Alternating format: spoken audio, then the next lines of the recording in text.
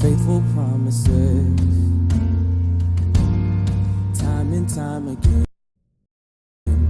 you have proven you'll do just what you said. Though the storms may come and the winds may blow, I'll remain steadfast and let my heart learn when you speak a word, it will come to pass. Great is your faithfulness to me. Great is your faithfulness.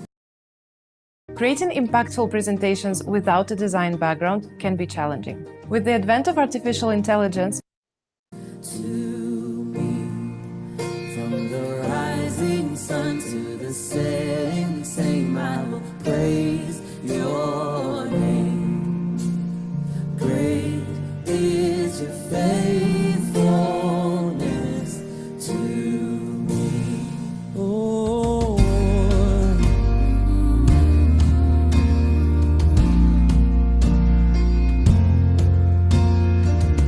seasons change, you remain the same.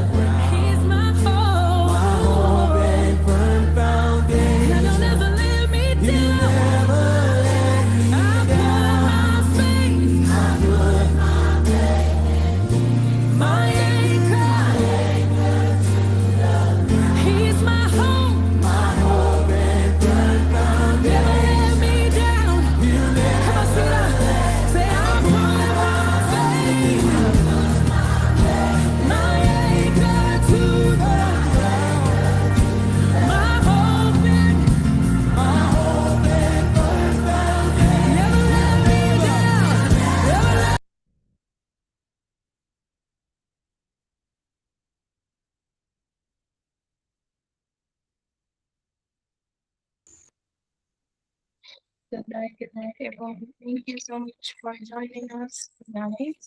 To be even the others, please 5 more minutes to join, and then we will officially begin.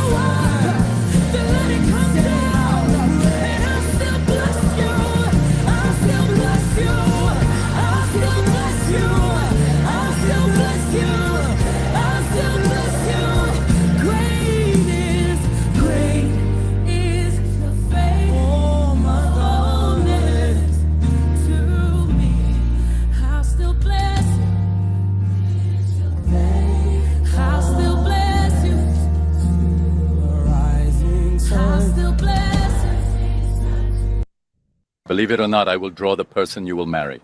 One of my clients asked for a refund. She thought the man I sketched looked like her neighbor. I'll still bless you. I'll still bless you. I'll still bless you. Yes, I'll still bless you. In the middle of the storm, in the middle of my trial, I'll still bless you. In the middle of the road, when I don't know where to go, I'll still bless you. In the middle of my storm, in the middle of my trial, I'll still bless you. When I'm in the middle of the road and I don't know which way to go, I'll still bless you. I'll still bless you. I'll still bless you. Oh, I've got a reason to bless you, yeah. I've got a reason to bless you.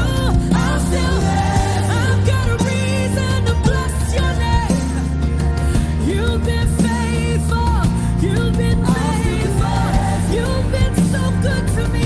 You've been so good. Come on, just lift up your praise. Just lift up your worship to Him. You've been so good. You've been so good. Let this house, this body be filled with your praise. Be filled with your praise. We bless your name. I'll still bless you. I'll still bless you. I'll still bless you.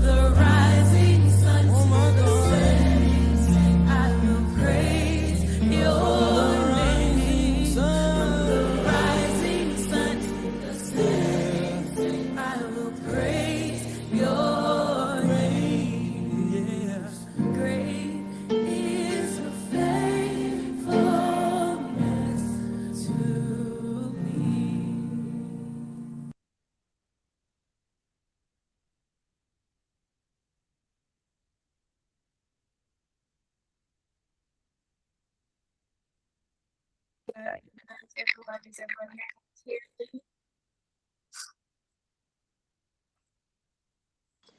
Good night. You're a bit low. Okay. Alright. Good night, everyone. How's everyone doing?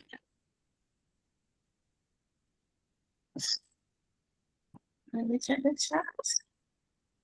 Okay, so thank you so much for joining us for our week 3, where we'll be looking at the topic respect, spirit, understanding, consent.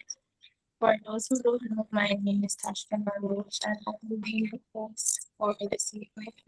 I'm so excited about tonight. I don't know why, but I can feel it in the atmosphere. Now, before we officially, no, we officially begin, but before we start, you know that we have to invite God in this because without Him, this service will not be possible. So please let me sing again, and it is visible to you. And I can see, I will be able to just the chat. So if you can open your mic, that will be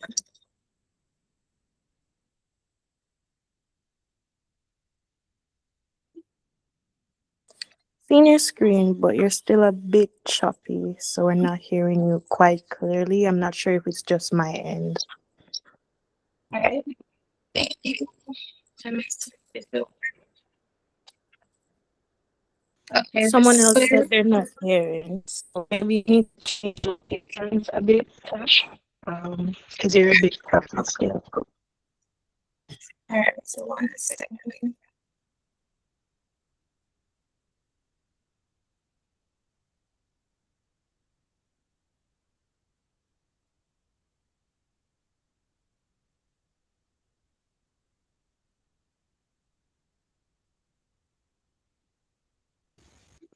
Okay, so very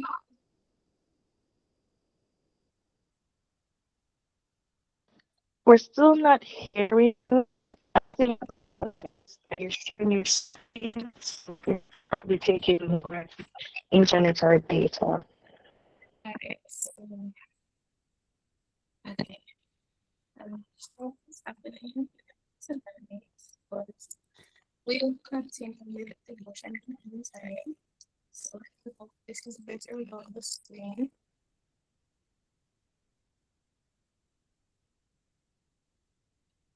Okay, so It's a then bit better, but your volume is just a bit low. alright. So good night again, everyone. I'm sorry about the technical challenges that I'm currently having. I'm not sure what is wrong, but you know, like I still have to continue. Work. So the Bible verse is taken from Philemon 1, verse 14, and it says, "But I did not want to do anything without your consent, so that any favor you do would not seem forced, but would be voluntary." So this Bible verse is talking about consent, which is our topic for this week, right? And this verse is teaching us that doing good should come from the heart. God values when we choose to do what is right and we do it willingly, and when we don't do it because we are forced or because we're sure. This verse can also be linked to our daily lives and our relationships. So it's reminding us that consent matters. So no matter what, no one should ever feel pressured or forced into doing something that they don't want to. Respect and willingness matters and is very, very important. So wherever you are, please close your eyes in this for prayer. Dear righteous and heavenly Father, as we come before you, Lord, we want to thank you for all that you have done. Lord, we see what's happening tonight with the technology here, Lord. Lord, we want to put you at the forefront, and I'm asking you to lead us and direct us and to touch our devices and the internet. Lord, whatsoever challenges the enemy is putting in our way, Lord. I pray that you remove those barriers and allow us to come out victorious. Lord, I pray these for presenters in their hands tonight. I pray that you allow them to touch the heart of the viewers, dear God. I pray that they will see with understanding and clarity, dear Heavenly Father, whatsoever they say, dear God, we will take it, dear Heavenly Father, and spread it to others. Lord, all of this I ask of you, and I call you down in Jesus' mighty and precious name. Amen. So I had a very fun activity for us to do tonight. And as you know, I would need a safe, but we still need. Okay, it's still not here. Alright, so I would like us to change devices. But before I do that, I would like to invite Miss Francis to do the introduction of the guest speaker.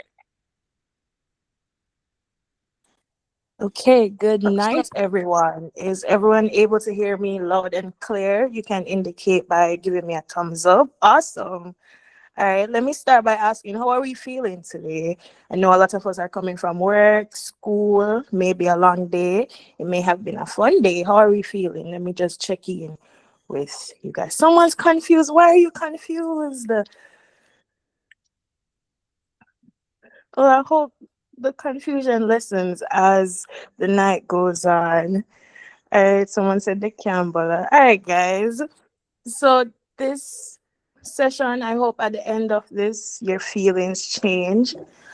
And I personally want to welcome each and every one of you, especially those of you who are preparing for LACE and those professional development. Welcome. And without further ado, let me introduce our speakers for tonight. All right, just checking you guys still are hearing me. I hope that is the case. All right, awesome. So with me tonight is Miss Theresa Gaynor, and she is currently the health system specialist with the Strengthening Access, Inclusion, and Leadership for Sexual and Reproductive and Rights project at the Jamaica Family Planning Association. Ms. Gaynor has over 27 years of youth development work experience through her work with organizations such as the Family Planning Associations, Youth Advocacy Movement, Peace Corps, Jamaica and the Northgate Youth and Family Development Foundation. She mobilized over 100 youths throughout the island to become advocates for the sexual and reproductive health services and rights of Jamaican youth. He has a master's degree in communication for social and behavior change from the University of the West Indies, and she also received training in project management from the Mona School of Business. In addition to her project design and management skill, she's also a master trainer of trainers for youth development. Her skills also include the planning and conducting of parent empowerment sessions, the training of healthcare providers for the provision of youth-friendly services, as well as developing and implementing life skills for youth. And with Mr. Andrae Jackson, and he is a professional. He has 2 years of experience in the field of citizen security and justice, as well as sexual and reproductive health and rights. He currently serves as the peer education coordinator for the CLSR project at the Jamaica Family Planning Association, where he is committed to support young people through education, advocacy, and community engagement. He holds an economics degree from the University of the West Indies with a minor in social work and development. Mr. Jackson is a trained volunteer counselor in culture, and he's also completed training of trainers in adolescent and reproductive health and rights. His work focuses on building capacity, promoting healthy behaviors, and creating safe, supportive spaces for individuals, particularly youth. He's passionate about personal and professional development and growth. He is an active Toastmaster who continues to strengthen his leadership and communication skills outside of his professional life. Of course, he is a football enthusiast, and he is a proud supporter of the English Premier League champions, Liverpool FC. Any football fans in the building who's also supporting this side? So, will everyone please join me in welcoming Miss Gaynor as well as Mr. Jackson. Let us put our virtual hands together. I'm sure they have a lot in store for us tonight, and they will have a very informative session. So welcome, both of you, and thank you for being here. Well, thank you for having us. It is indeed a pleasure for us to be a part of this movement, bringing in a new generation of persons who can address the issue of sexual violence and do something about it. It is definitely too prevalent. So I'm going to share my screen. I hope you guys can hear me still, and I hope this internet holds up. We're hearing you loud and clear, and we're also seeing your screen. Awesome, awesome. So, respect starts here, understanding consent. And I like the topic. Respect definitely starts here. All right, so tonight we want to just go quickly through our presentation. We'll be doing a quick introduction of ourselves, definition of what consent is, cultural context of consent, the legal framework around consent here in Jamaica, talk about a bit about duty bearers, reporting violations, and support for healing for persons who've had their consent violated. All right, so just a quick introduction of myself, and I'll allow Andrae to introduce himself. As you heard, my name is Theresa Gaynor. I work with the Jamaica Family Planning Association. And just a bit more about the project that we're working on currently, the SAIL project. Andrae has trained peer educators. The project works between from St. Thomas to St. Elizabeth. We work on the southern part of the island. We've trained peer educators. We've also trained healthcare providers to grant access to young persons who have issues with their sexual and reproductive health, and we encourage young persons like young persons here under the age of 15 to access these adolescent clinic services that are available to you in these regions. So we are trying to ensure that we promote good health for young persons, and that young persons begin to understand what it means to really invest in your health from your young. Because a lot of illness we face in our older age can be prevented if we know about our bodies and better steward our bodies from we're young. Andrae, anything to add? Not much to add. I think Kevin got through with the introductions, but yes, we're here trying to ensure that we access the formal health system. Young persons access a formal health system, and just to ensure that we have a supportive environment, inclusive of their parents, as well as through the Ministry of Education. So that's what some of our partners that we ensure that we engage with primarily, not to be independent of any one institution of the society. Definitely, it's definitely taking a village to raise a child. All right, so we hope this presentation will be as interactive as it was last week. So we welcome your feedback and your thoughts. So think about it. How and when did you first hear about consent? And if you want to share, what is your understanding of consent? Because working in the field that we work in, it's very interesting that and I guess we'll get to it further down in the cultural context. I find Jamaica to be, when it comes to sexual health overall, we're a very schizophrenic society. We have we're encouraging boys to have sex early, but not the girls. There's just so many, conflicting values that are being presented to us when it comes around to consenting. And in this context, we're talking about consent for sex or general consent. If you have any experience. Talking too much, go ahead.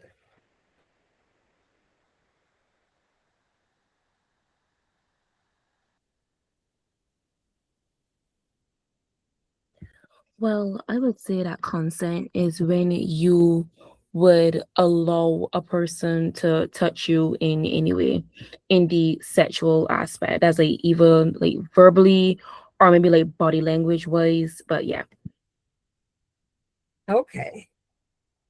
So do you remember ever hearing about it when you were younger? Or how Yes, okay. my mother would speak about it all the time. Okay, what would your mother tell you? She would say, well, Rakia, do not let nobody like touch you in any inappropriate way. She was very, very strict about that. So yeah, she would just say, if you do not feel comfortable with something, make sure to speak up and tell me about it and I will deal with it. You have a very good mother. So yeah, she's the best. Kudos to your mom, because I don't remember having that conversation. My mother just kept me very close to her side at all times. Anyone else? I think Shakana had her hand up. Okay, Or- go ahead. Thanks. Shakana? Good night. Good night.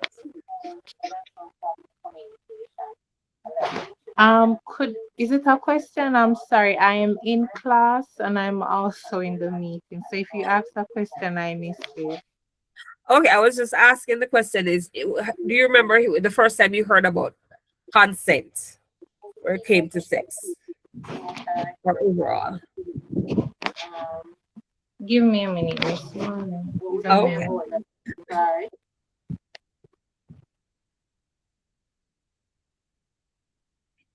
All right. And then I guess for me, I don't remember hearing about consent per se. Just, as you get older, and I guess your friends, and it was always issue discussed around safety, being safe. And I'm not even sure if I knew about the issue of sexual violation or anything like that when I was younger, but it was all about being safe. And as Raquel's mom said, don't let anybody touch you in a way that you felt uncomfortable with. My mother didn't explicitly say that to us, but she tried as much as possible. Anywhere my parents went, we were there. They rarely ever left us anywhere other than with our grandparents. So that, in a sense, kind of kept us safe as much as they thought they could have kept us safe. What about you guys? Are there any guys in the meeting? Was that ever discussed with you at all in terms of when you're going into a relationship? Did anybody talk to you about what to do and what not to do within the context of a relationship around the issue of consent?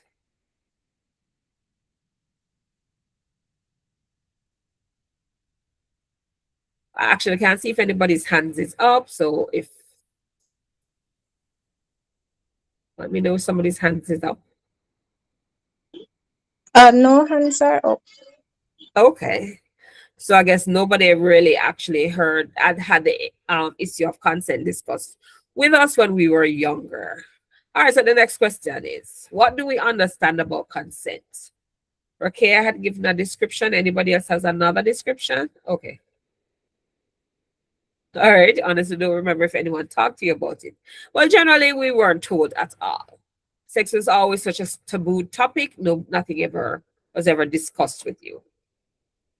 So let me go on to the definition of consent, and this definition is a simple dictionary definition. So according to the Oxford Learner's Dictionary, consent is defined as permission or agreement to do something, often given by someone in authority. All right, and I underline the term someone in authority because generally it's when we are younger, it's our parents giving us consent to do something or to have something to, like a snack or a sweet or so. But then as we get older, when it comes to someone in authority, it could be you being in authority over your own body. And that is something that has been given to you since birth by God. So you are supposed to be the one who's in charge of your own body.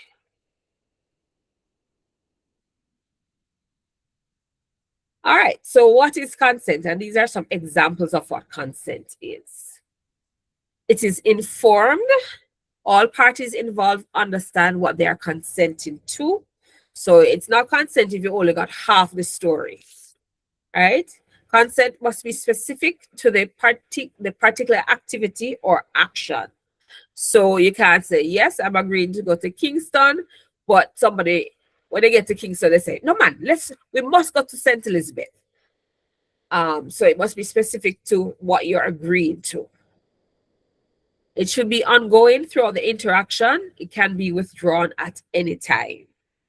So you can consent to buy something for somebody so they can come and add on to the grocery list and say, oh, yes, man, you agreed to that. You agreed to buy me this and pay for all of these. So that is not true consent.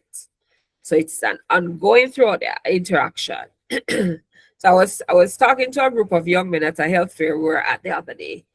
We're talking about the issue of consent. And I was telling them that, look, even if we are mid-stroke and a man said to you, and the girl said to you, stop, you must stop. They're pretty shocked at that. I said, that's what consent means. It can be withdrawn at any time. So the challenge is, because we're not talking to our young men about consent, oftentimes they're the ones who are inadvertently violating consent. The whole issue of self-control is something that's very important around consent.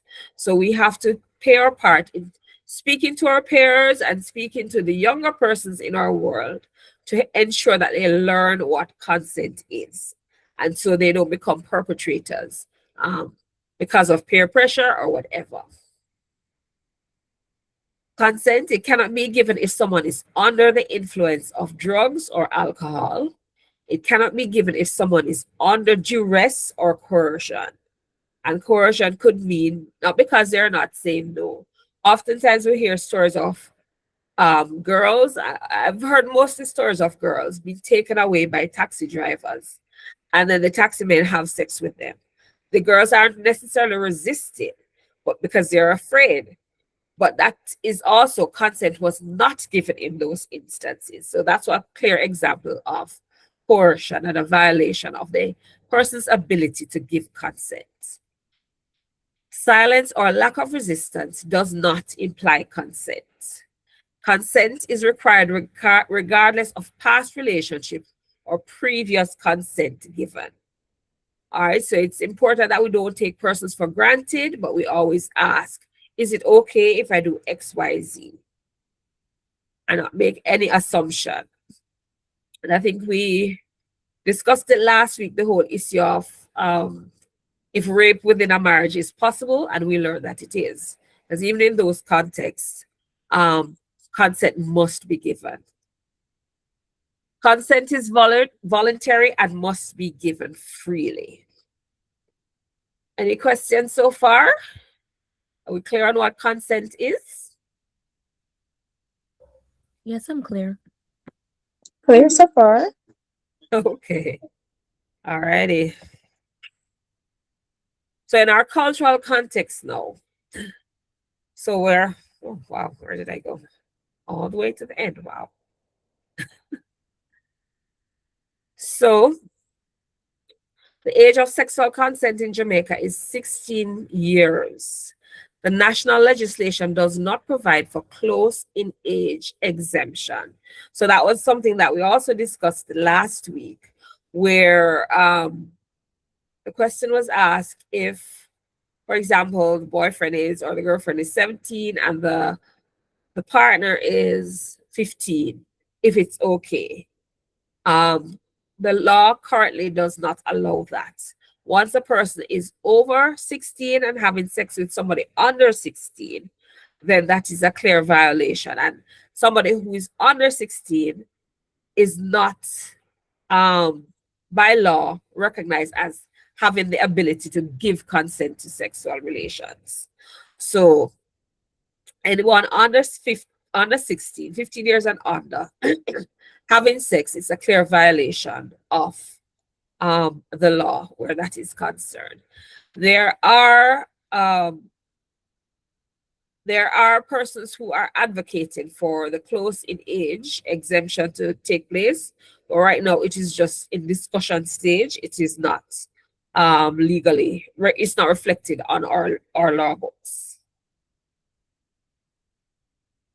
So we see where clearly a lot of our children do not, same age group, 15 years and younger, who cannot consent to sex are being sexually violated. And the statistics are very staggering. UNICEF did a survey, Jamaica Violence Against Children and Youth survey in 2023.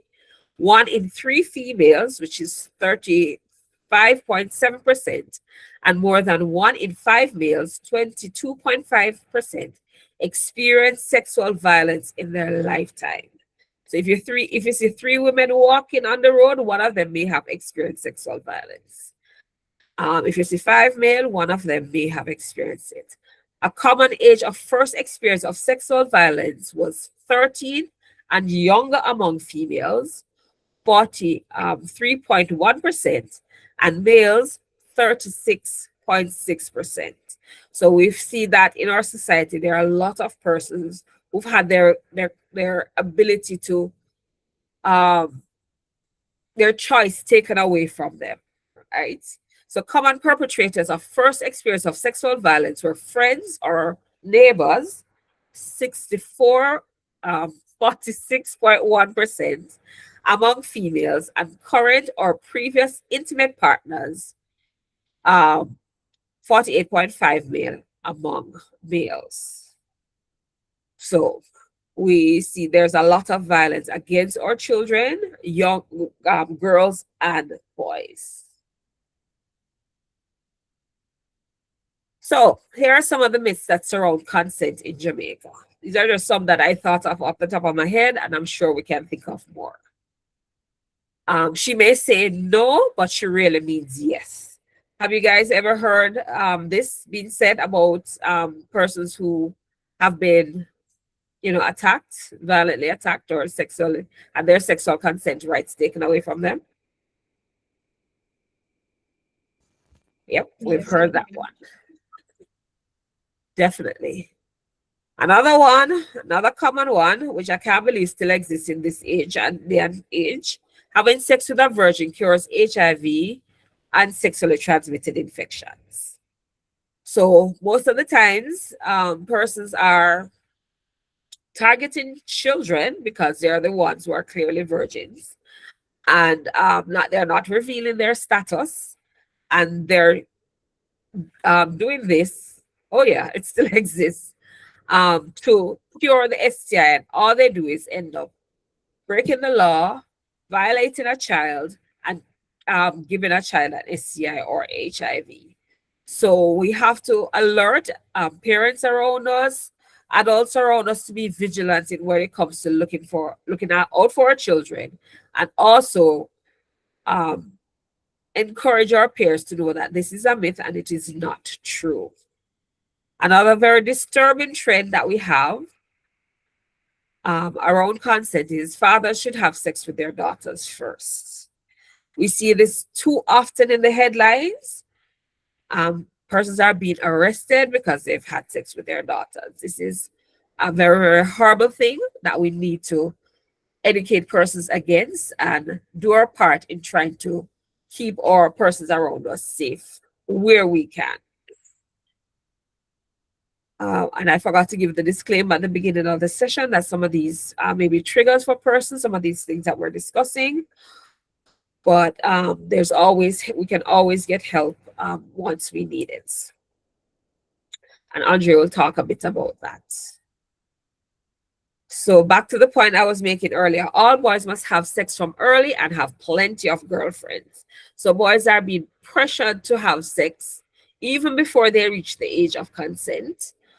And sometimes it's not even being made clear to the boys who they're supposed to be having this sex with. Because if they're under 15 and anybody under 15 that they have sex with, they can be criminally charged. Are they supposed to be having sex with these adults or what? So we have to clarify and be very clear about the message we want to tell our boys so that they can keep safe. And most of the boys don't even necessarily want to have sex at that point in time, but because of culture and pressure, they're being forced to have sex. They feel they're being forced to have sex before their time. Can we think of any other myths or misconceptions that can cause persons to have their right to consent violated? Those were just a few I thought off the top of my head. I would say because a person consent one time, that means that overall they consent every single time. True. And another one that popped in my head as you were talking, okay, was if she said yes to me, it means she's saying yes to my friends as well. So we have the whole issue of, the whole gang rape issue that may take place. So we have to educate our boys about the dangers of that. It's very sick.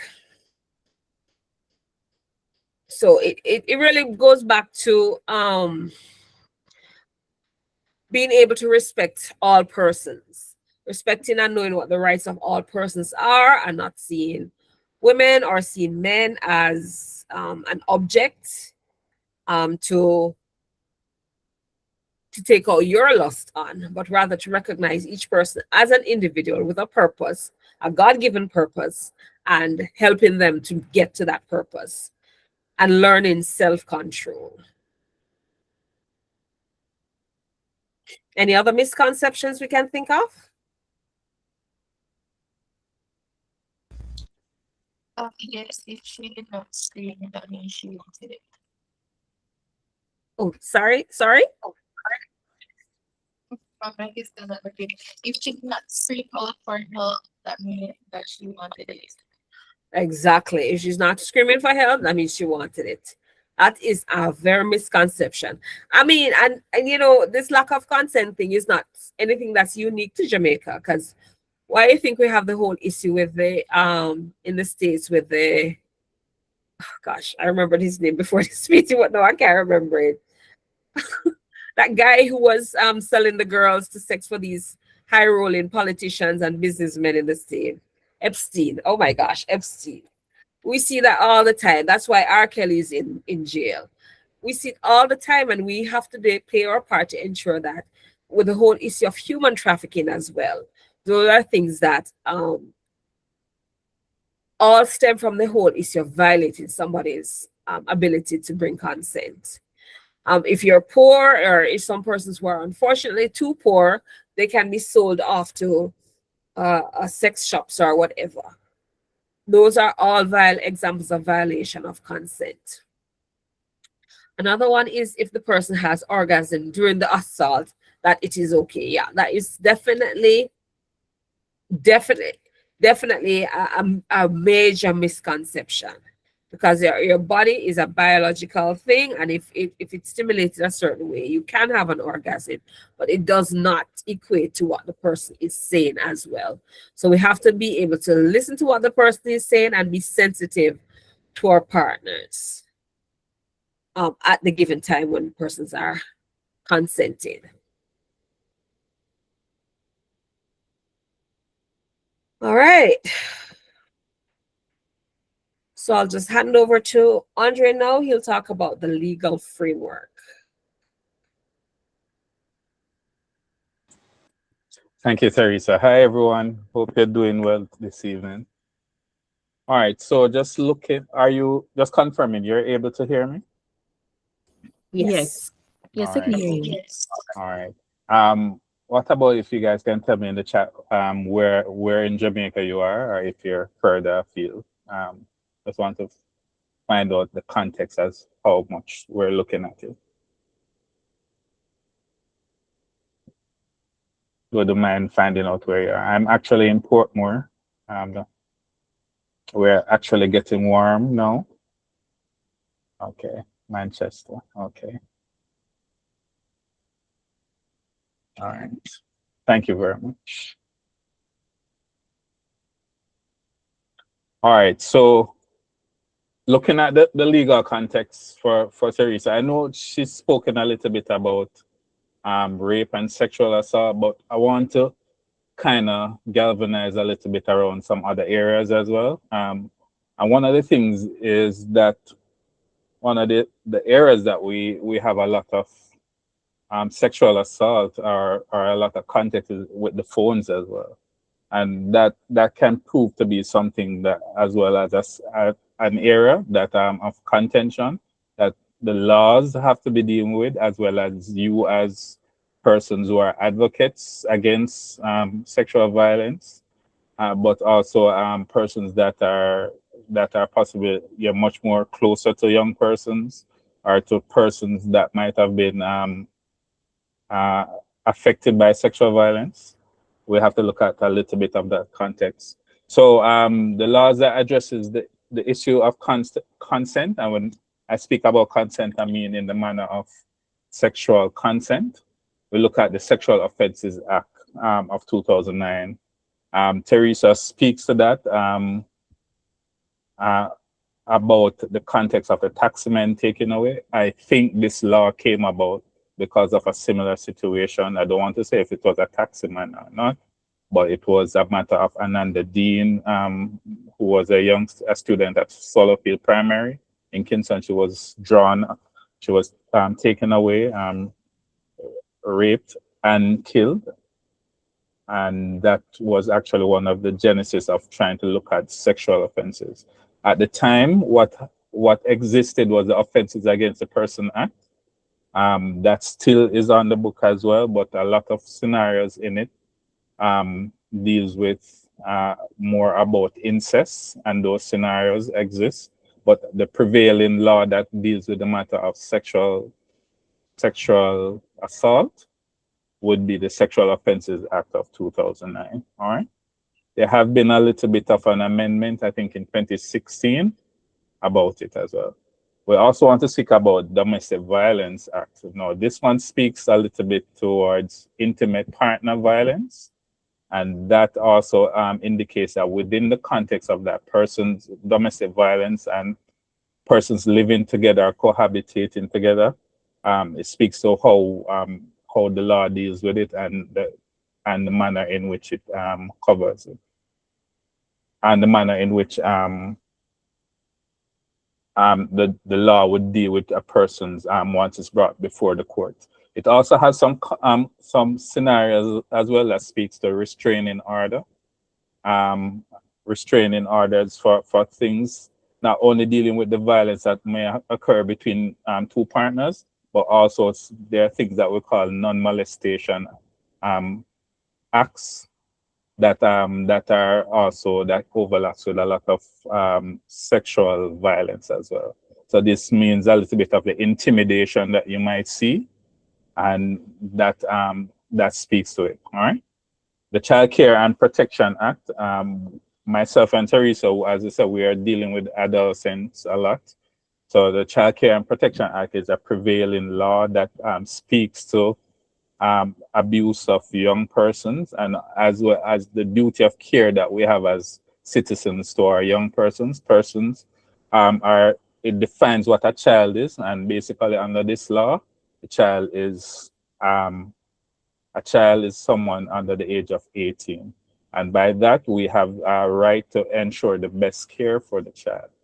That it's also one of the areas that has brought a lot of some of the what you call it again, the nuances, because the Offenses Against the Person Act also had the age of consent at the age of 16. But the Child Care and Protection Act says the duty of care that we have for a young person is for persons under the age of 18. So a person under the age of 16 cannot give consent, and that's also enforced as well.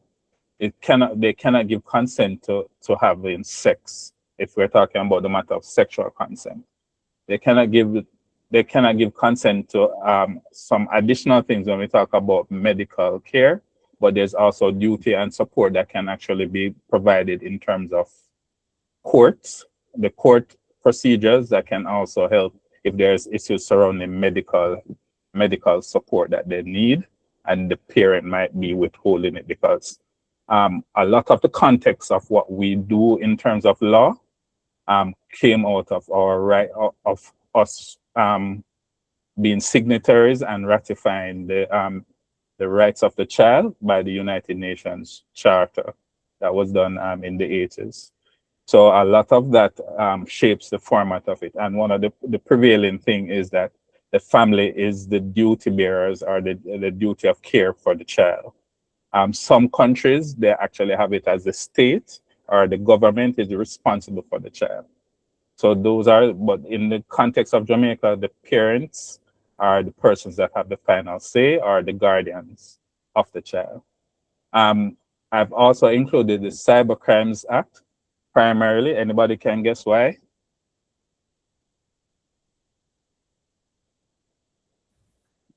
Would Because cybercrime be when it's the videos and photos being taken without consent and being shown?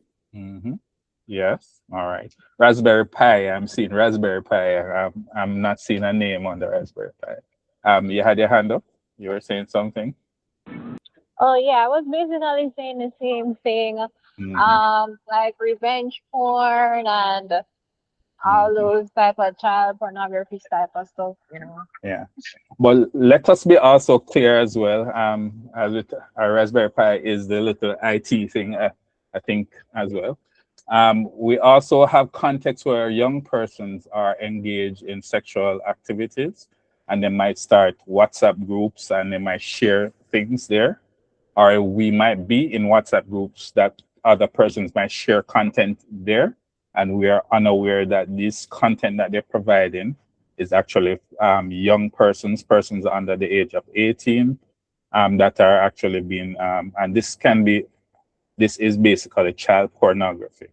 All right, so we're sharing this content or we're being in groups, and it's something that we have to be careful about how you can just set up your settings for WhatsApp to ensure that you're not actually being added to any groups, or that you don't normally just download group videos and photos to your phone. It is a context that has come up a lot, especially when we're traveling now to a specific country. They might ask you to hand over your phone, and this can be seen as a matter of child pornography that you're receiving this. It's key as well when we talk about the sexual assault, when we talk about revenge porn and those scenarios.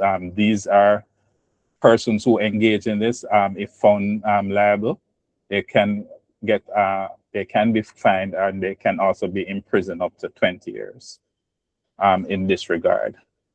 And the most recent one as well is the Data Protection Act.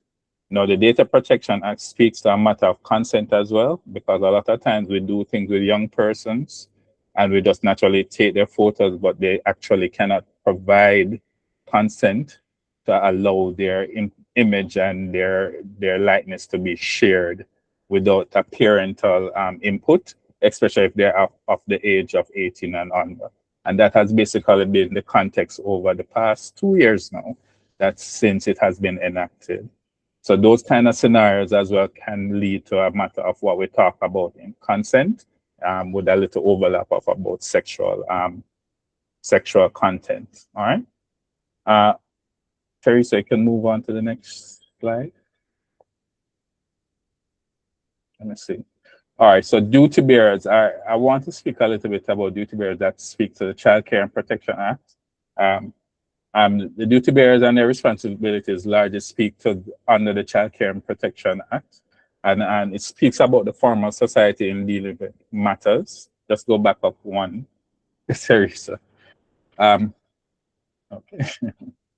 So largely this takes place in schools. The reason why you think the reason is when we're talking about young persons, we talk about duty bearers in terms of them being under the age of 18. And a lot of the time that you spend of your day when you're under the age of 18, you're in school. So a lot of times you're around teachers and the education system, and those persons are responsible for you when you're not under the shelter of your home or your guardian. So that is the scenarios where they have the responsibility. Similarly, if you need permission to go somewhere and you would ask your parents, you'd also need the permission during school because they have the right under the law to be your protector and provision for the young person. Similarly, with medical professions, especially in the healthcare system, they have a duty if they see something happen or they recognize some kind of abuse is happening to make that report if they're seeing it that is affecting the health of the young person. I've made a kind of gap in between there to speak to a little bit of the communities. In your community as well, if you're in a household and it's abusive, or if you are a neighbor to someone and you see the child that is being abused, or you see someone is sexually abused in that scenario or that situation, you have a duty of care as an adult to report it. A lot of us, as we talked, Theresa spoke a little bit about cultural context now, is would you do that? What is the scenario? Because there are a lot of things that you're not supposed to say. We always see the memes on social media talking about in Jamaica. In other countries, we have security and we have security cameras set up, but in Jamaica is your neighbors and so on. Is the security camera. But the question is, what can be happening in terms of an abusive situation for an individual, especially a young person, and what can you do in terms of reporting for it? So that scenario exists in that context, that community. And surprisingly, you can also be found liable if you've known about it. There are situations where sometimes what we see are one person might be over the age of consent, and they might have a girlfriend that is under the age of consent, and the parent allows them to be in the house unattended or unsupervised, and that could deal with a matter of sexual abuse. Now, there are some contexts as well that are Jamaican that we'll talk about. I remember one year, there was a young lady that was the first baby that is born at the start of the year, and she was under the age of consent when she had the baby. So on January 1st, they usually offer like some gift packages, but they couldn't offer it to her because she's under the age of 16 when she had the baby. And the father wasn't also allowed to be there as well in that scenario because that directly required legal or the police to come in and arrest that person. So those situations are scenarios that are the nuances of it, but it is sexual assault on the books in that regard. Police, police, they have a very wide area in terms of what to do with sexual assault. Now, it doesn't speak to the Child Care and Protection Act, but the police have a lot of duty of care because they can see a situation that is happening and they have to intervene in it. Largely, they may not be able to bring, they can bring the information to the prosecution or the director of prosecution to whether or not they want to make a case in terms of if they want to bring it to court in certain situations. But largely, if they see a situation that is happening, if it's matter of rape, if it's matter of intimate partner violence, domestic abuse, matters of consent in terms of which other way that we're speaking about, cybercrime and so on, they have a duty to at least intervene. Sometimes it can lead to arrest. But primarily the prosecution depends on if the victim wants to step forward and make the case for them to charge and arrest the perpetrator, and then they can bring the evidence to decide whether or not they want to bring it to court. All right, then Theresa, I could move a little bit to. All right, so reporting violations. When I wanted to speak about reporting violations, there are scenarios that I wanted to take into play. Before you show that page, Theresa, just a little bit. We spoke about the Child Care and Protection Act. A little bit about the marital rape. Yes, marital rape is defined in the Matrimonial Act. It is defined there, but it primarily prosecuted, as you said, through the Sexual and Offences Act.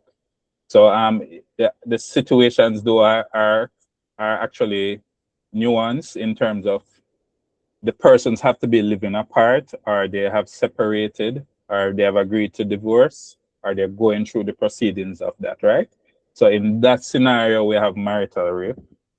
All right, but there is a process going through now to have an amendment to that, to allow for it to take place in any context. It doesn't have to be that you have to be separated and something happened in terms, or you're not living together in the matrimonial bed, that it would allow for consent, for abuse of consent in that regard.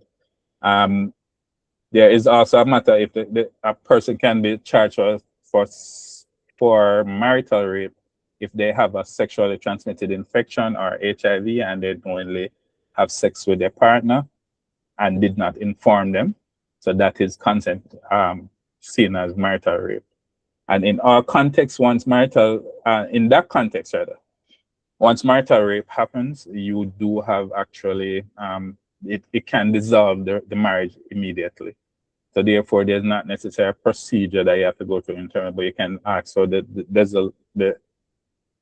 dissolution of the marriage based on the fact that this person knowingly put their life at risk.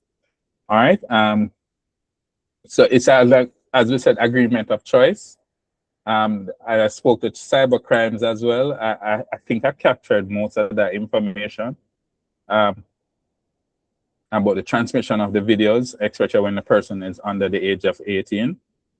There's also the matter of revenge porn. I've had a couple of scenarios like that, and it's very hard to prove sometimes, especially if the person who is doing it has used the cover of multiple points of distribution of the photos. But primarily, if you, the person or the victim, know that I took these photos in the accompaniment of this person, you can directly make your case, and the police can should actually pursue it and have it done. We've had situations where persons said they lost their phone and they don't know how they got the information on it as well. But we want to just ensure that you are aware that the transmission of the videos and so on can be a violation, especially for young persons who are under the age of 18. All right.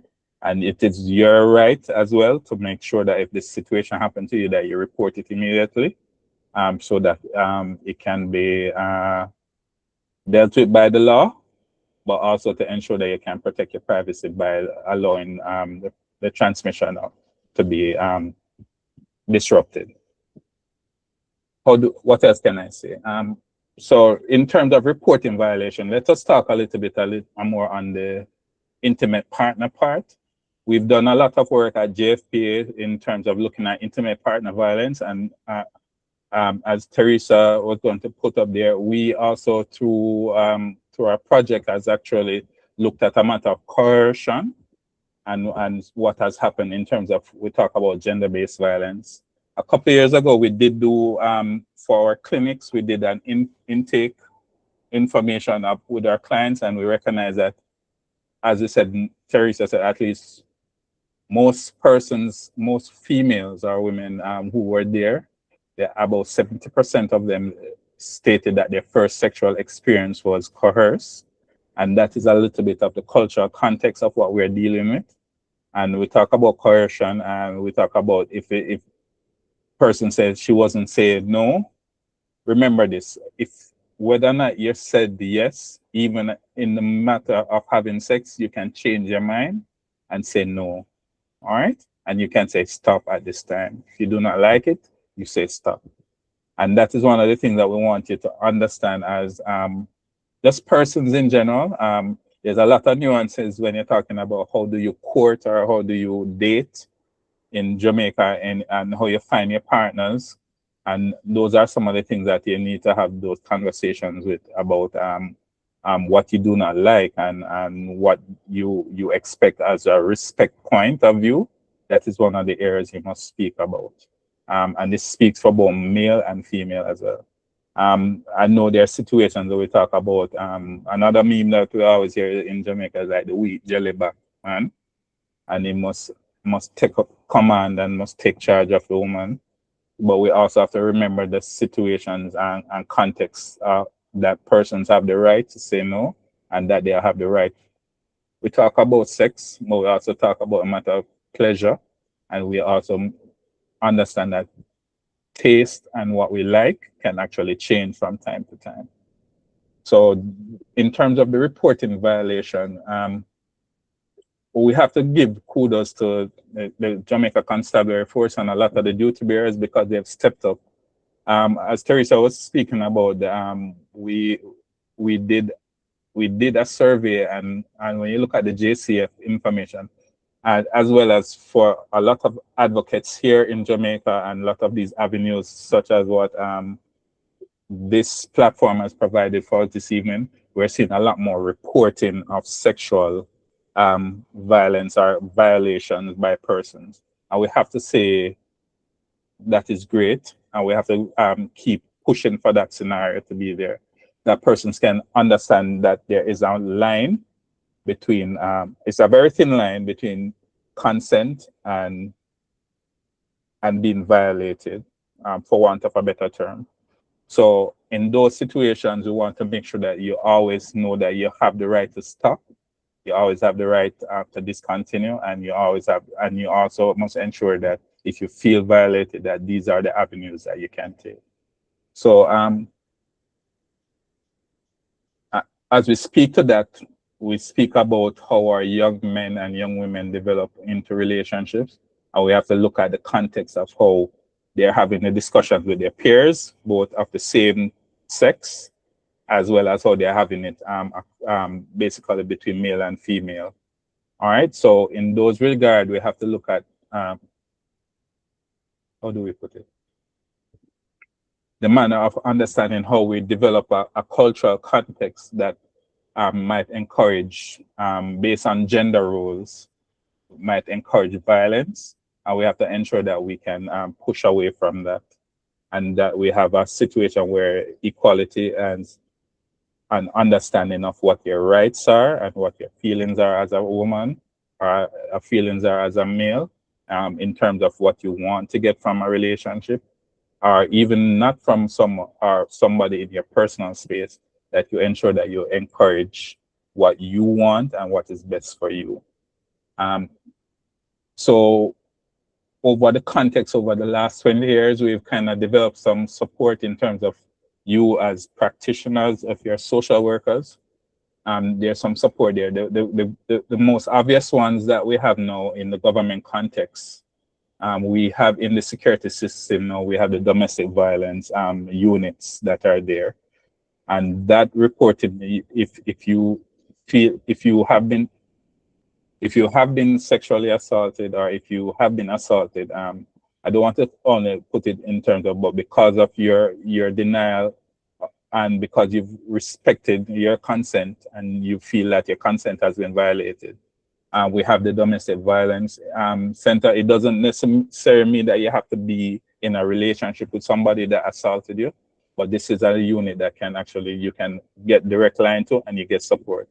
It largely was under the Center for Investigation of Sexual Offenses, CISOCA, but they now are looking at the issue, because once the government disaggregates the matter of crime, one of the areas that they cannot really police, they cannot have strategies for, is a matter of domestic violence and intimate partner violence, because these things can arise out of anything.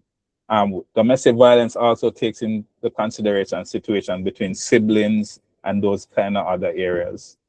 So the Domestic Violence Institute there, our unit exists. Simplest way to get through is 119 to call, and then they will reroute the number to the closest police station to you for them to send in that scenario. In that regard. Now, if there's an arrest that takes place and you as the victim there's also other support that is there, primarily through the public hospitals. Are so if you're gone in to do a medical report, you also have support there in terms of actors that are there to support you in terms of the information that they can give you. But if there is a case that is brought against a perpetrator, the system also exists through the Victim Support Unit, which is a part of the Ministry of Justice and Constitutional Affairs now. So Sissoko and will go ahead and prepare the case. And then while you're going through the case, the Victim Support Unit persons will be there. If the person is under the age of 18, there's also support that is there through the Child Protection and Family Support, CPFSA. They're there as well to actually provide support there. And simple number to call as well if it is not a matter of a violation, but even you as a advocate or someone is there watching what is happening actually and seeing the information, you can make the report by calling the 211 helpline and making the information. The information will be recorded. It's not necessarily as immediate as the police because they won't have a quick response same time, but they'll come in, they have social workers and support that will come to the community to investigate what's happening there, and they can then make the report additionally. All right, but if it's a matter of immediate attention that is needed, 119 actually works as well. All right. Now, while going through the system of support as well, through if you're going through the legal setup, you do have other support as well that you can get that is outside of the legal support. Through our NGOs such as ourselves, Jamaica Family Planning Association, we do referrals in this matter for psychosocial counseling and support. The other areas, Jamaica AIDS Support for Life. The Women's Inc. also provides some support, as well as they do shelter housing for women who have been battered in certain scenarios. I would want another term for battered, but just that one for the general public. We also have support as well through persons who are dealing with trafficking in persons, and they also have an action board across the government that also looks at those situations. Now, if something like this happens as well, you also have medical case management, as I said, through the Women's Inc. And another area that does a lot of the advocacy and also a lot of the policy direction is Bureau of Gender Affairs, no longer Women Affairs, but Gender Affairs. And they actually provide that information and support just in case you need some further support in terms of finding out information and for counseling, psychosocial counseling, as well as if pointing you through the legal process that you would need if you want to make a report. Additional legal assistance you can get as well through some NGOs. We have the legal aid clinics, especially for women that are in relationships and they want to end those relationships and get those support. We also have through lawyers as well and Jamaicans for Justice if you need support. And as I said, most of the medical support that you can, in a situation that happens, can be handled through the Ministry of Health, through the hospital at the time. There's actually facilitators there. Medical social workers are there to support you through that process as it happens at that time. Theresa, you could go to the next slide. For our page on our for our page for our project, we actually have a little thing looking at addressing coercion. This is our policy brief that we've actually worked on through the SAIL project. It looks at the context of what's happening now and how we can do a lot of shore up for support. Why we need shore up for support? Because in terms of gender-based violence, it's not a lot of times when we talk about assault. I know we're in Sexual Assault Awareness Month. We're thinking about a one-off situation that just happens, but it can be a build-up of scenarios, and you have to look at the context of what we're talking about.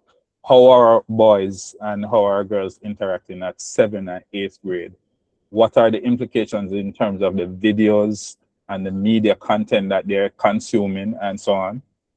We talk about, like, I hear the music, like the trap music, the trap dancehall music and so on is very, you know, I don't want to call in the artist names or anything, but we hear some songs coming out of a very festive Easter term holiday. We hear some songs and we're trying to figure out what is the context in terms of what is determining, how does it determine action between of how a female or a woman reacts to it?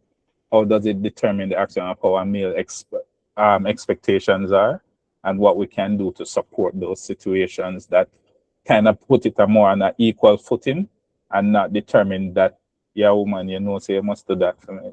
Or if it's transactional, or if you give you my things, you must send on something for me and you are obligated to me and so on. So sexual assault, I want to also let you understand, is not the rough and the fighting only part we're talking about, but it's also the molding and the coercion that kind of brings you into a point of no return, or where you cannot make a decision without the person, or the person is influencing a lot of what your direction is.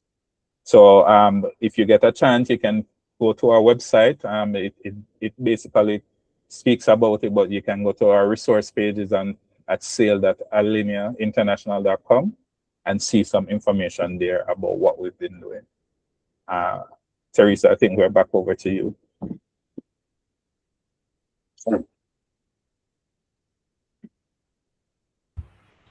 Okay, so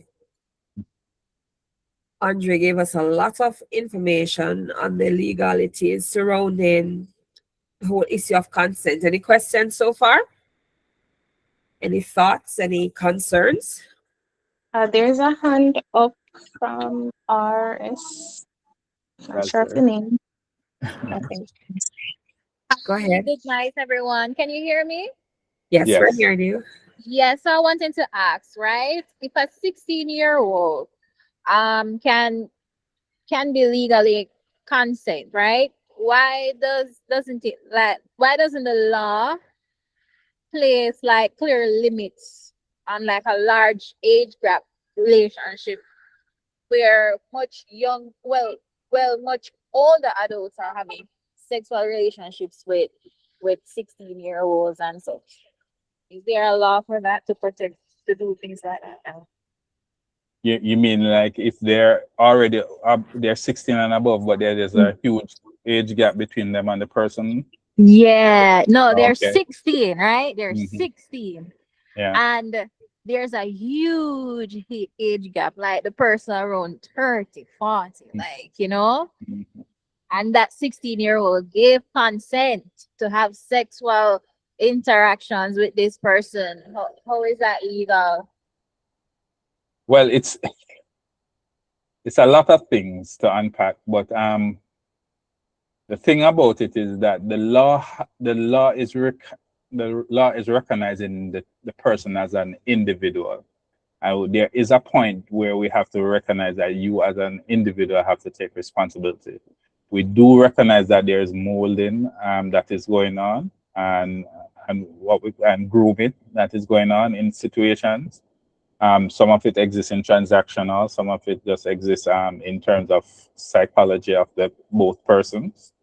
But we can't police everything, and I think that's the context of what the law is saying. There is some scenarios where, especially with the more recent laws that we're trying to get in terms of getting the age of consent and everything under one umbrella of being 18.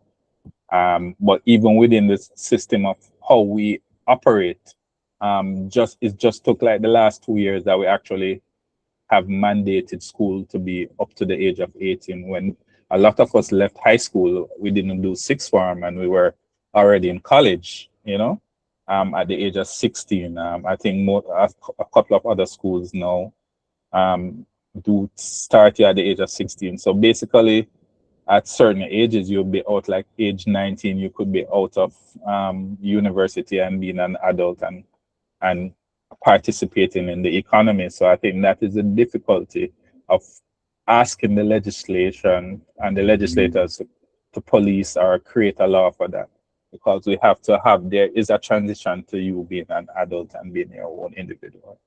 So I think that is the difficulty. Theresa, I don't know if you want to add anything. So Marie Mackenzie added that we should definitely police our children.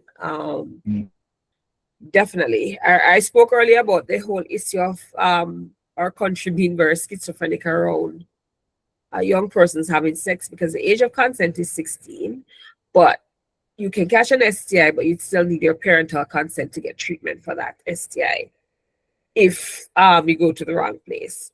So, or if you and there's a different age at when you can work and start to earn an income. So it's very, very interesting, and it's very important that our young persons know what it means, to what the age of consent actually means. We had we know young persons, because they hear the age of consent is 16, they're going ahead and they're having sex, but they haven't necessarily done the necessary research to keep themselves safe as a result, or understand fully what it means to have sex. So it's beyond just physically having sex. There's an emotional component to it. There's a financial component. There's a legality to it as well. How do you go and access services if you are not yet 18? How prepared are you to go and access services? And this is not something that's only limited to 16-year-old, but persons who are older, even in persons in the church who may not be comfortable discussing certain things. It's beyond just the act, but what is the whole encompassing component of it? When we talk about consent, we are consenting to make ourselves vulnerable also to different challenges that we may face. And beyond the issue of sexual intercourse, are we ready? Are we emotionally ready for a relationship? So consent is more than just one thing. It's a whole bunch of other things that we'd have to look into. In the chat, I'm sorry, are you finished?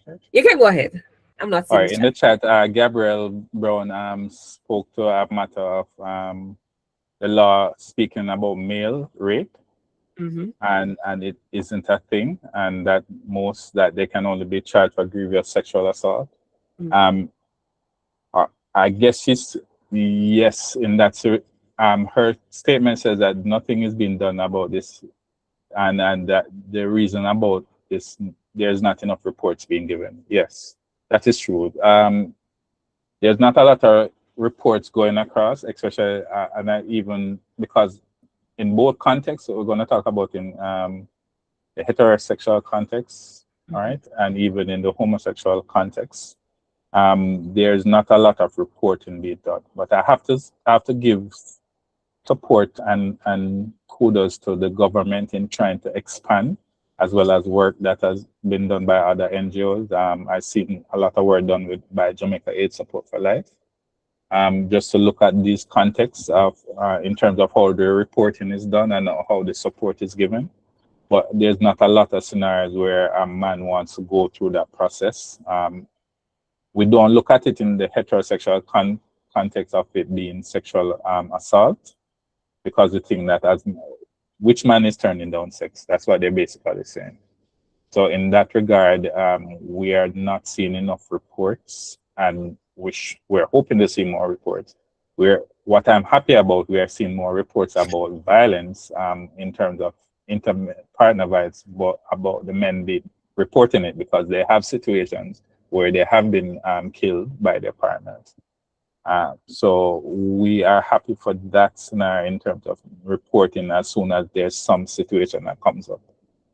We hope that the change will happen. And I'll just ask the question here: can you rape your partner? As women here, do you feel like it's something that you look at and say, I violated his right, or did I seek his consent? It's a question that I'll ask right here. You don't have to answer no, but is that situation, how do you feel when you think about that scenario? And if it is something that you think he should have agency over himself, then would you be okay if he reported it if it happened to him? Not necessarily with you, but with someone outside in the public, this happened. And would you support him by even going through the process with him? I must mention that Lisa Hanna is actually advocating for the redefinition of what rape is. And that will cover the issue of whoever the perpetrator is. Because once that redefinition is done, and we can advocate for it as well, add our voice to the mix, because the more persons who are speaking about it, the more persons will pay attention. Assuming that we're all of voting age. But yes, once we continue to advocate and press for certain things, for change to happen, change can happen. It may start with one voice, but we can all add our voice to it, etc. Andrae, there were some more comments in the chat. Can you read them for me, please? Sure. I think Ms. Mackenzie will say we should definitely police our children. The law has given free rein to pedophiles. And if adults and legislators and laws can be enacted to resolve the issue of the age of consent. All right. Someone was saying I was in the relationship for 2 years where he spent most of the time trying to convince me to have sex with him, despite the fact that I told him I wasn't ready. I was also going to mention about the male sexual assault thing in a case where a 13-year-old boy was groomed, and I brought this up in front of teenage boys and they were speaking on it as if the boy should have been happy about the situation. Yeah. Okay. One person says, yes, women can be rapists too. And yes, women are perpetrators also. And so we're watching on not only our young girls, but our young boys as well. Yeah. Okay. Our host was saying that this falls under the misconception of consent when it comes on to males. Many individuals seem that men always want sex, so there is no need to ask them because they won't refuse. Yeah, and it's also a misguided scenario as well that we have taught our young men as well that they shouldn't refuse as well. Yeah, and oftentimes men also go through harassment, sexual harassment, because of saying no, and they're called all kinds of names, etc. So we must be able to allow a space where men can actually say no to women. Okay. I like this one that was said again by Gabrielle that says that she was looking at a YouTube short and where you can, the site was saying, what were you wearing when you were worn by, what outfits were being worn by victims of sexual violence when they were being assaulted, and a few of the outfits were just pajamas and onesies. So I like the context of that, especially coming out of a matter of carnival and what stuff, and person said that they see young persons or persons in general in very skimpily clad, and it's still a self-expression, but persons saying that it's also something that says that it invites persons to come and violate the personal space or try to assault you sexually. And we just want to diffuse that thing about where you're saying that is what you're wearing that causes it. Because empowerment says that it's a self-expression of yourself. And it doesn't mean that a person can feel like it is a matter of the interpretation of the person who is looking, and then who would feel like they want to assault you or come violate your space. That's true, because So take in the context, children don't dress skimpily. yes. Children are just being children. So perversion is just perversion. It's not. Oftentimes persons who are very modest and conservative, they're the ones who are targeted as well. Yeah. So yeah. All right. So I think as we get closer to the end, I want to talk a little bit about how do you define matters of consent with with your friends and in your relationships, and how you negotiate those things that are clearly on the line. I want to say it's a blurred line, because sometimes we have situations with partying. Persons might be in jest with us or running a certain joke with us, but we might not be comfortable with it. How are we able to define that for ourselves? And then how are we able to support by speaking up when we're seeing these violations happening? I think we should leave in that context, because what I want a lot of persons to understand, even in the scenarios that we put across with Theresa talking about, we talk about the randomized taxi men and so on, but we have to speak a little bit more about what's closer to home, and how persons might be doing a little bit of grooming, saying something to you at the bus stop every time they see you, insinuating something, and then what the next step is, what goes on from there, and how we can stop those immediately.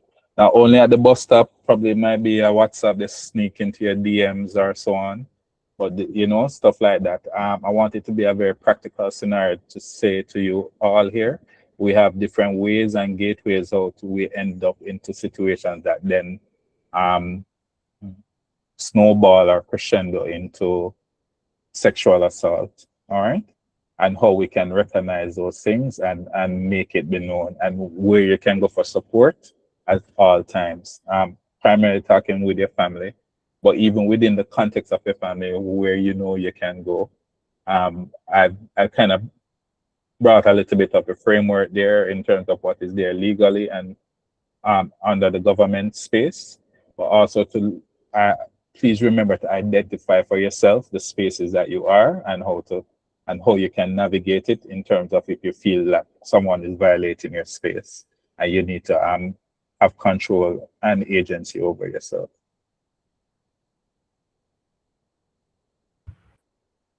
True. So there's a comment that Marie McKenzie made in the chat that I'm able to see. I can't scroll up, unfortunately. She said she spoke with a mother recently who shared a Facebook pic of her 5-year-old daughter topless. She removed it after they spoke. So yes, oftentimes parents can be so insensitive. Sometimes somebody has to point it out to them that this is not right. Because the world has changed so much, because pornography is so prevalent and so accessible. I know I don't want to blame COVID, but after COVID, when so many kids were on device, there are a lot of kids who are now hooked on pornography.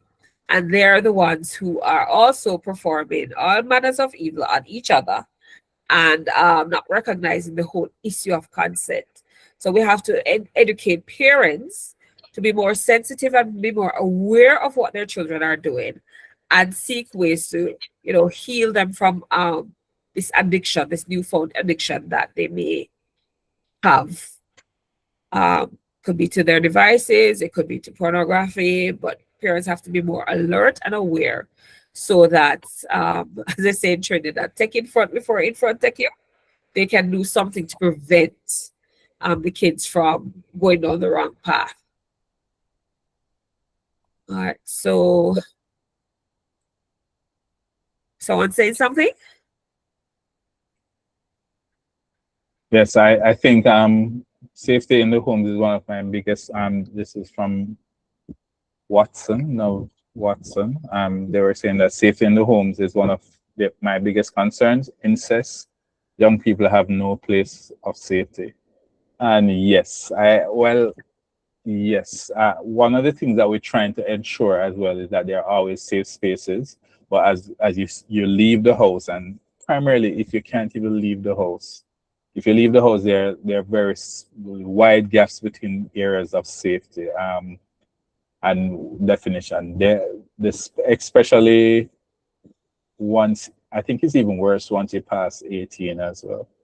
But for we expect that safe space to be at school, or even how they get to school might be a difficult and dangerous thing. We can even see that, and it's also a matter of cultural context as well, because even we see now with the new school bus system, although it's not perfect, I know a lot of how the ridership and so on by the students, they still opt for the public transport, because public transport, the taxis and so on are a little bit more nuanced in to get them up to their yards and up to their gates, but also it's a safety matter where you can account for your child most of the day when they're not under your roof.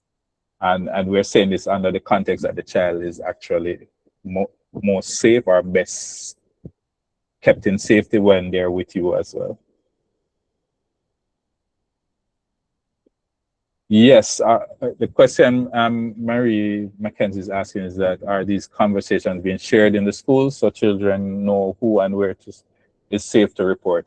I'm happy to report that part of what we did with the project as well is that we worked with the Ministry of Education with their health and family life education in updating. They were updating their curriculum on sex and sexuality, and we talk about these points into especially the matter of gender-based violence and grooming.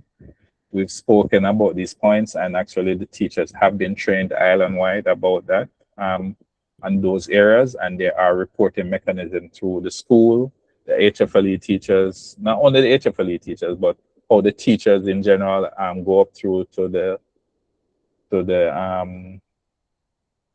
guidance counselors and make reports through the formal system. So we do have that, and we also have the teaching training there.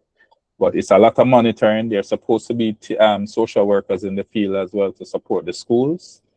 But I'm hopeful that our country, just as we have gathered here today, is actually doing the best to improve on those things.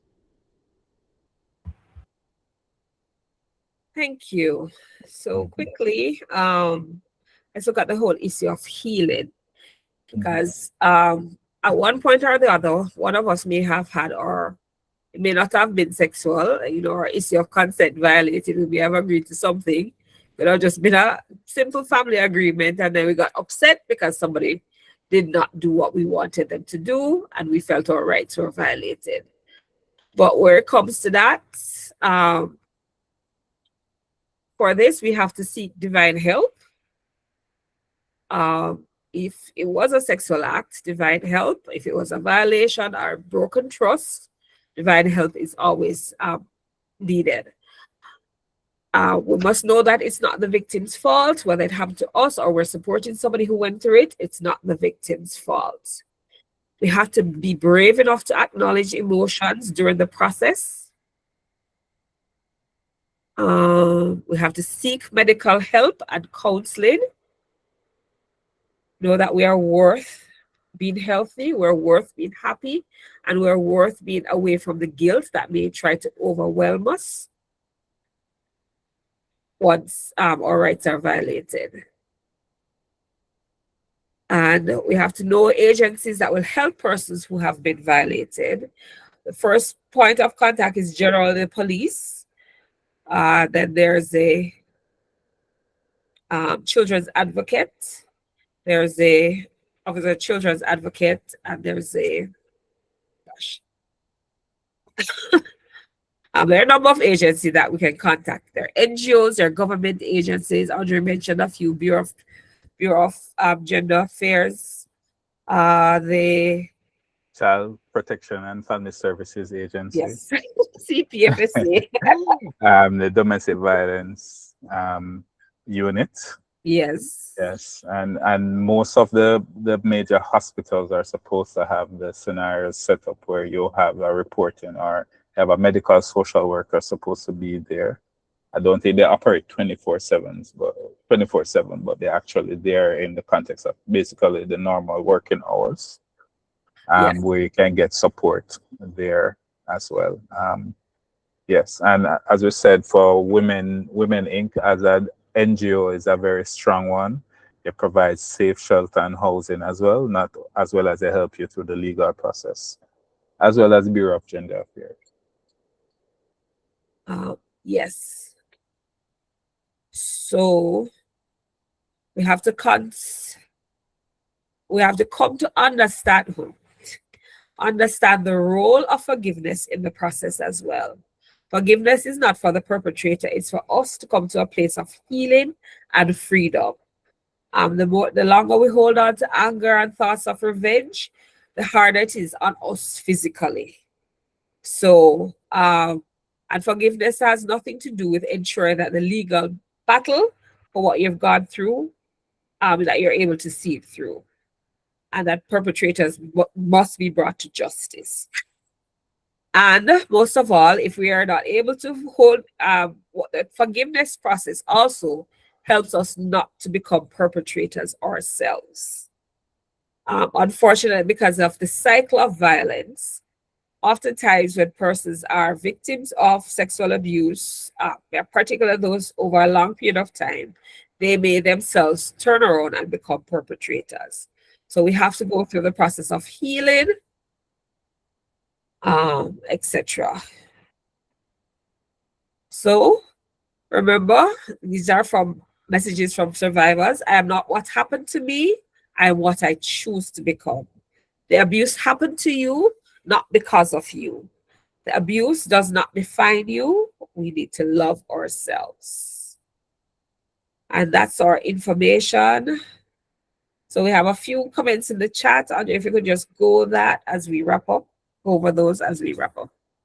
All right. Kimon Harvey had highlighted, she says, sorry. She said there are many school resource officers. That's another avenue as well that goes through the Jamaica Constabulary, who go into schools to inform children on the different medium that they can report their concerns. And yes, so thank you for that, Kimon.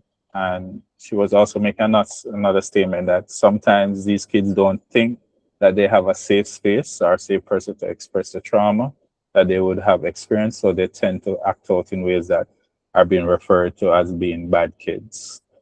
Surprisingly, you speak about that because just in March, a month ago, there was a submission space, even an article over the weekend by the Children's Advocate that speaks to the Child Diversion Act. A lot of the cases that are being there are basically just children acting out, and they're not necessarily who have decided to take up a life of crime, but they're really crying out for help. And it's being placed into the child diversion system, but it's overburdening the system for us to really help those persons who are really gone on a deviant path. So we're hoping that we can have a little bit of dialogue with that. There should be a committee, parliamentary committee, to look at those recommendations. One of them is that we're looking at the exemption, no age exemption, that looks at young persons who are under the age of consent, and they might have partners that are like 5 years older than them or less, that might be before the court for rape, basically, because they are having sex, but a person under the age of 16 cannot consent to anything. So we hope to have that a little bit more dialogue on those scenarios, and hopefully, if you get the opportunity and you see it, add your voice to it as well. All right. Yes. Marie mentioned trauma response. Last year or year before, Dr. Wendell Abel spoke at the Grace Kennedy Foundation lecture, I think it was, and he spoke about childhood trauma.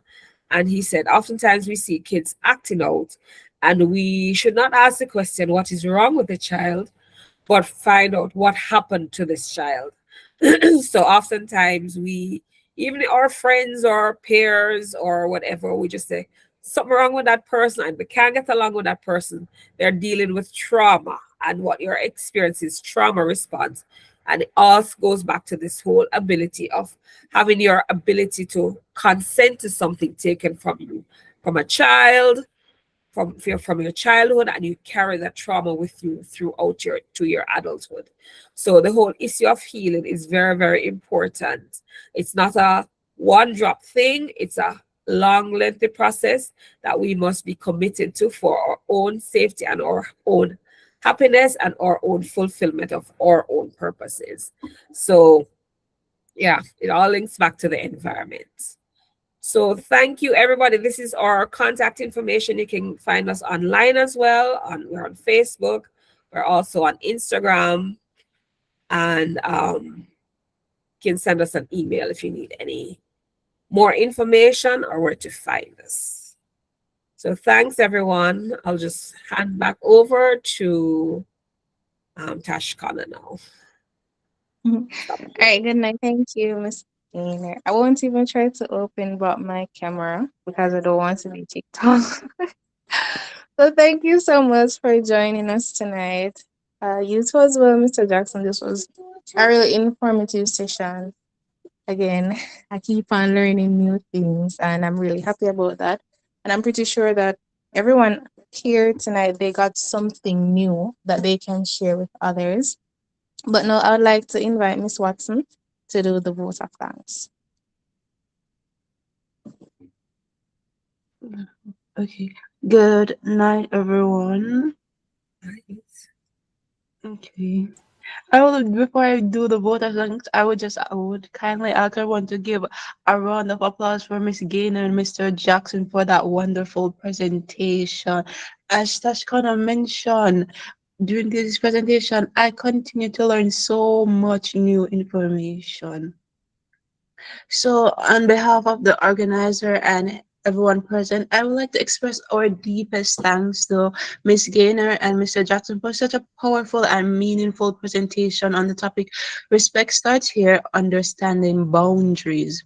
Your discussion on what consents truly mean highlights the importance of clear and voluntary agreement, respecting boundaries, and building healthy relationships. It has truly resonated with us. These are conversations that are deeply needed, and the way you shared them and made it both relatable and impactful, and the way that you answered our questions, we're truly grateful.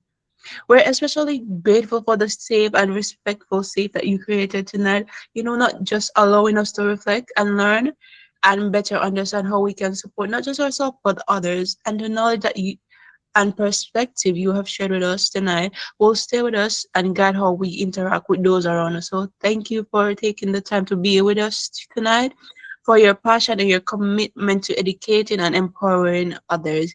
Your contribution today has truly made a difference, and we truly appreciate the both of you. Thank you. Thank you so much. Alright, so continue to keep those applause going. You guys did a wonderful job. The information was breathtaking. Alright, so thank you so much for joining us, everyone. I know that it is late and some of you are tired, but I appreciate you for coming out and for listening to the information. Once again, I'm imploring you to share what you've learned tonight with your friends, your family members, and even strangers, right? So continue to be agents of change. And I want to see you at our next session next week, Tuesday, same time and same place, where we'll be looking at the theme, Standing with Survivors, Support, Care and Understanding. This is going to be a very interactive session because we'll be hearing from survivors about the support that they receive and what they would like to make as a nation to give other support survivors. So come out next week in your numbers to learn and to also share your experience if you're also a survivor. So thank you again for joining us, and I hope to see you next week. Okay, bye, everyone. Goodbye. Thank you so much. This was amazing. Bye. Take care. Except the week. Next week. Good night, everyone.